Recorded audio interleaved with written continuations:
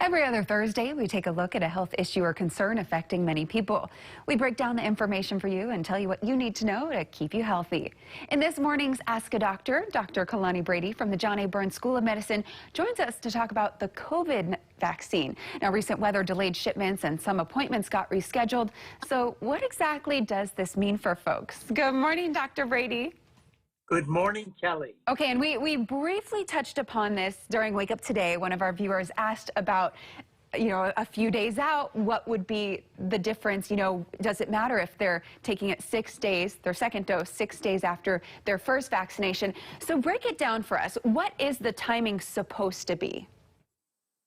Well, first of all, the Pfizer vaccine, you take dose 1 on day 0, and then 3 weeks later, you take dose 2.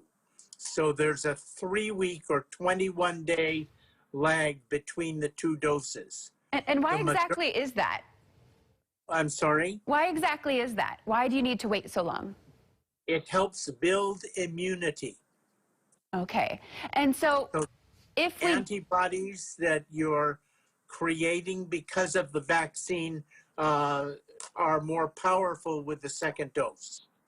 I see. So for the person that was asking before, does it matter if you wait a couple days after? What would you say is probably the range that you could still get your second dose?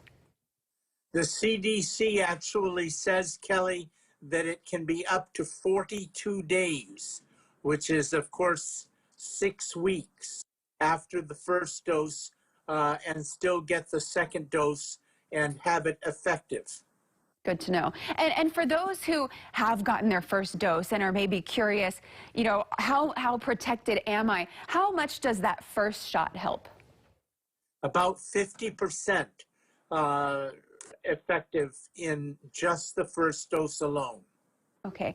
And I know that with especially certain vaccines, right, they have to be refrigerated or have to have certain care. So with the shipping delays, do you know of any disruptions to our vaccination programs?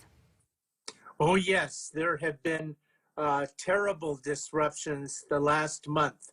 And the Department of Health is eagerly expecting that we get back on track and have new shipments in Hawaii that will take care of our people.